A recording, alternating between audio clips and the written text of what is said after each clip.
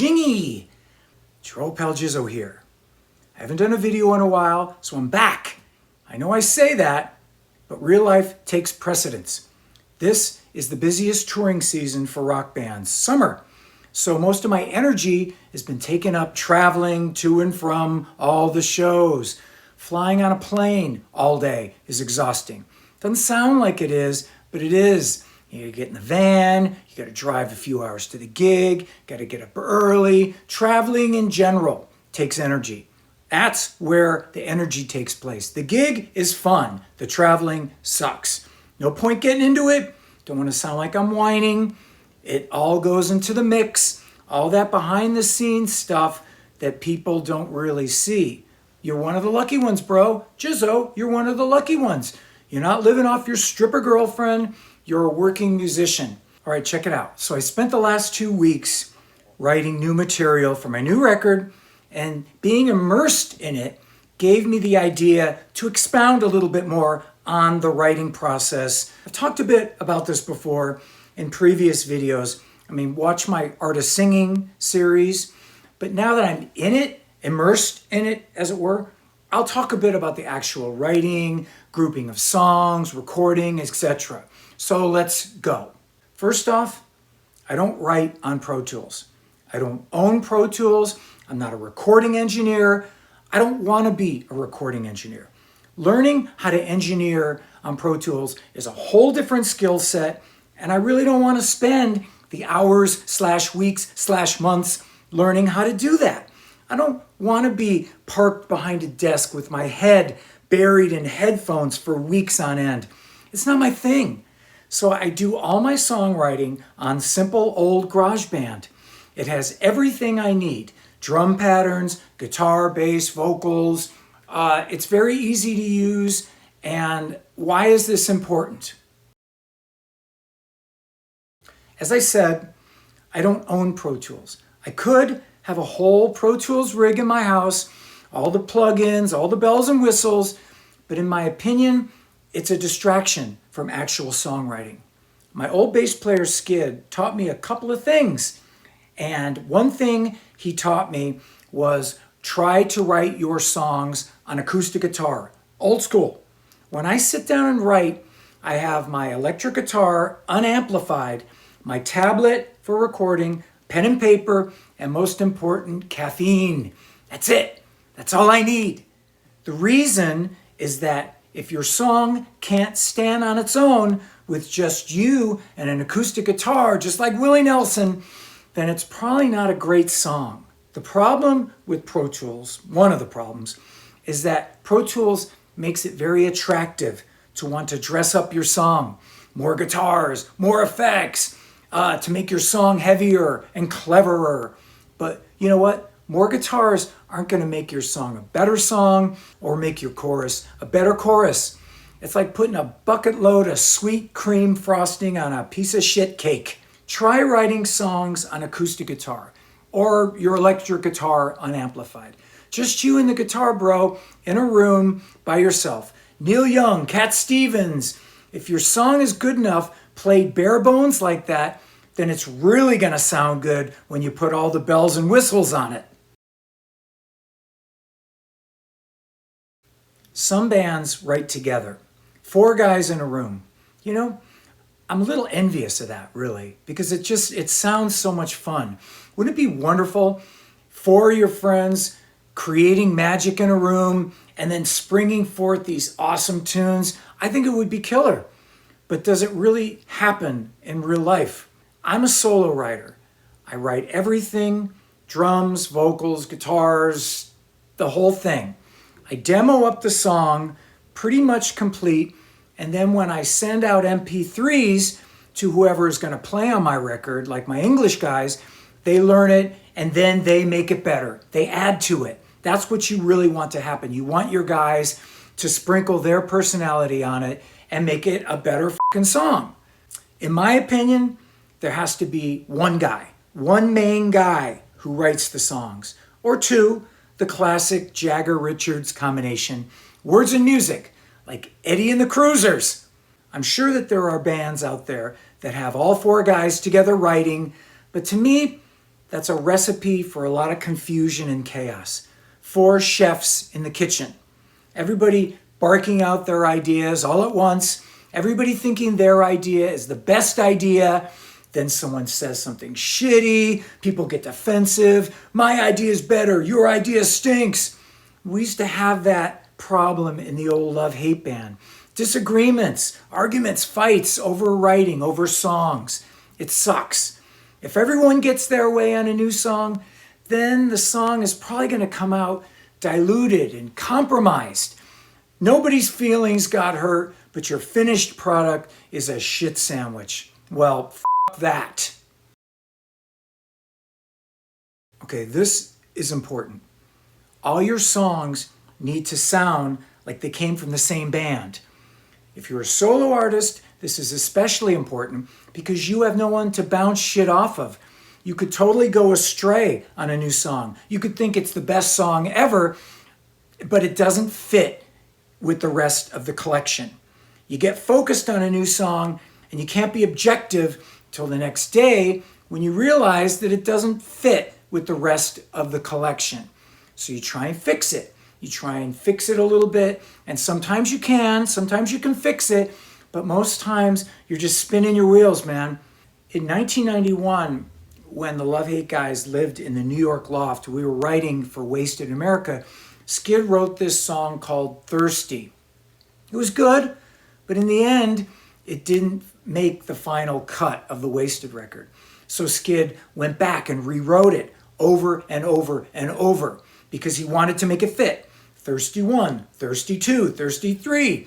Each time it got a little bit farther away from the cool original song, and each time things got more frustrating because, the whole band had to re-record the song over and over, and it got a little bit tense. In the end, it never made the cut.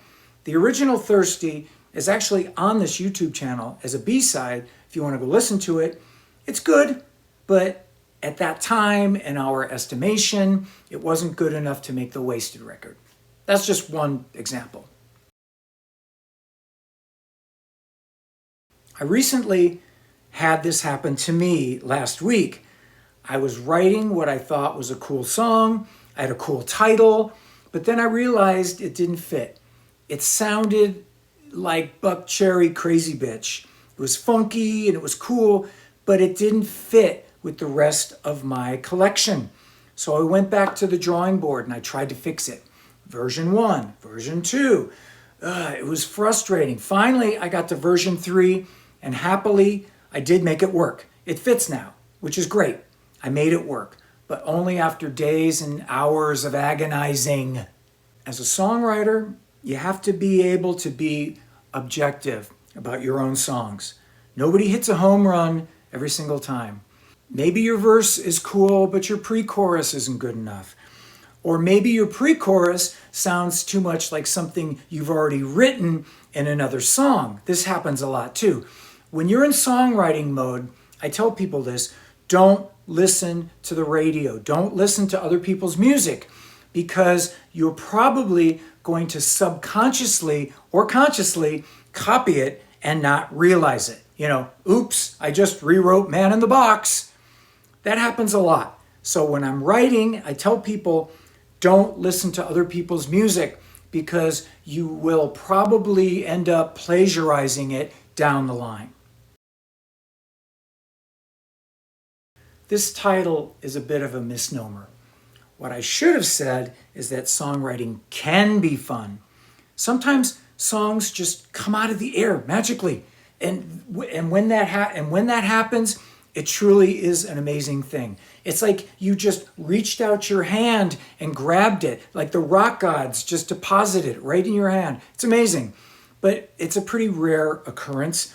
The task of writing songs for real isn't fun and games. It's hard work, especially when you're a solo guy and you're responsible for everything. You can spend hours or days on a song and it just doesn't make the cut.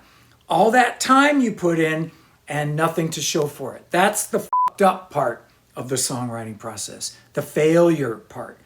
hours in the kitchen slaving away, and no cake. Your souffle just falls flat. It's a psychological conundrum you just have to deal with. You start to doubt yourself. You think the world is against you. You think you'll never write a good song again. I mean, did Elton John ever go through this? Probably not.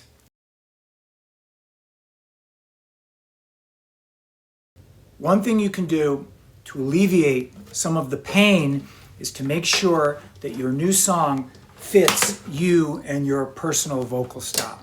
Now, on a guitar, I can show you where most of my vocal melodies lie. On the top E string, kind of right around there. That's my sweet spot.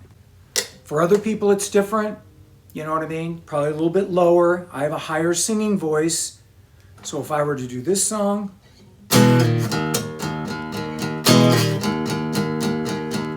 say you are a dancer, come and dance.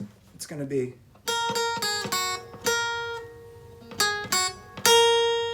up there.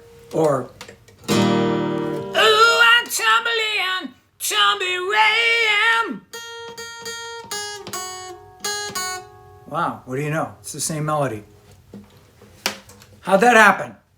That's my comfort zone. That's where my jizzy voice sounds like me. So if I'm writing a new song and I'm playing around with it, I look at my guitar and I see if I'm in the zone. And then I know that I'm going to be in the ballpark to sound like me. If I'm up too high, it's going to be no good.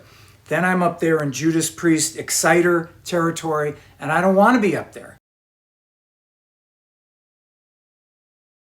If your verse is in A, you can bring it down to G. Just change the key. It's called transposing. If you're up here and you're hitting an A, and your vocal is a little bit out of there, you just go down to G. Or if that's not happening, you can go to E. You just transpose your melody,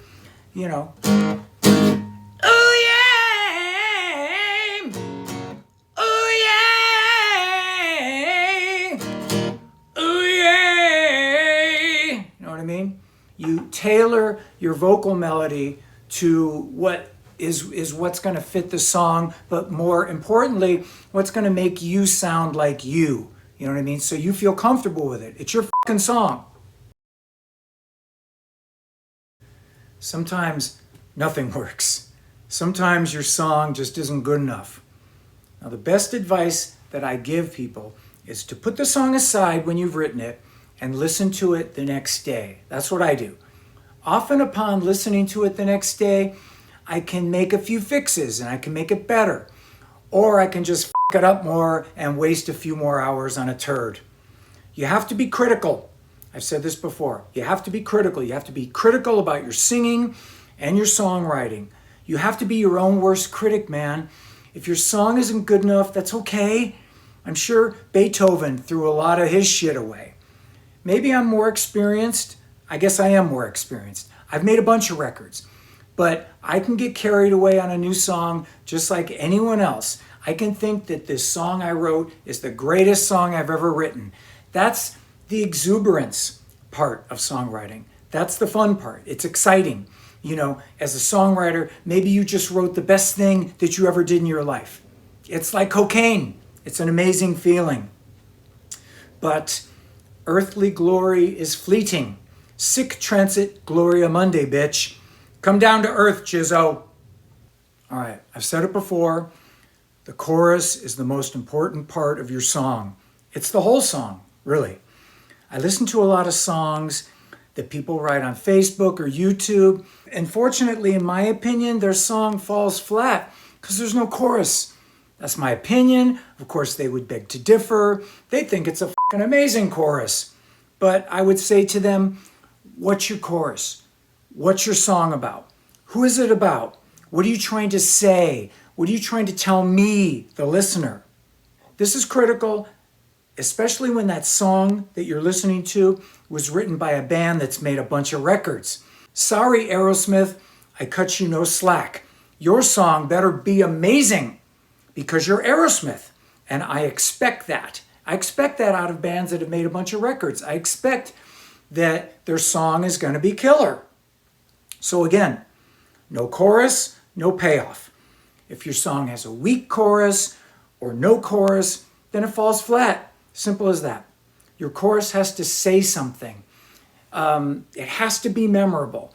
Even Wake Me Up Before You Go Go is memorable. You may not like it, but George Michael could write a good song. Stay away from the cliches. Fast cars, Saturday night. Oh. You can do better than that, man. You're in your 50s or 60s. You've had years of life experience. You can just do better than that. Don't be a lazy songwriter. A lot of my songs deal with dark subject matter, lyrically, but I sort of mask it in traditional rock. For example, a series on Netflix about serial killers might compel me to write a song about the emotion or the desperation of that person or that victim or that situation, and I mask the weirdness of it in metaphor and innuendo. For example, my last record, Hell California, I had a song called One Hot Minute. It was about a serial killer. Not literally, of course, but I used some of what I watched in the series, and I created my own story based on that Netflix series. Colored it to make it work because the show affected me emotionally. I was able to create my own reality and write a whole song about it. You wouldn't really know that that song One Hot Minute was about a serial killer, but that's where it came from. Don't settle. Don't sell yourself short. You know, maybe I'm making this video for myself. Maybe I'm telling this to you, but I'm really telling it to me. The duality of man, something like that. It doesn't matter where you are on the songwriting hierarchy, whether you've made one record or a bunch of records like I have. You have instinct, so don't settle. Don't just add what you know in your heart is an inferior song just because you need one more song to finish the record. That's a slippery slope. It's going to hurt when your record is mixed and mastered and you want to listen to it. Your reward for all your hard work. And when you come to that one part in the journey, that one song that you know is a turkey, you have to fast forward over it for your own sanity. Because you know deep down that that song was subpar. Now it's true that most records only have a few good songs. Really, some only have one good song. Wow, only one? Maybe that's why people don't buy records anymore. Or at least that's their excuse why they don't buy records anymore. But you, the writer, you're not making that new record for them. You're making it for you. It's your testimony, my testimony. It's my way to prove that I'm not some old fossil chipping away at the legacy, that I'm still capable of turning a colorful phrase, that I still have something worthwhile to say. It's your record at the end of the day. And you have people that are excited to hear it. I mean, not Taylor Swift millions, but people, fans that you've accumulated over all those years of slugging it out on tour. And that's a blessing. That's always a blessing. Touring and being able to play live is a blessing. It's all a blessing. So the moral of this story, if you will, dear readers, is don't f*** it up. Don't f*** it up, Buttercup. It's your old pal Jizzo, rockin' and rollin'. We'll see you next time.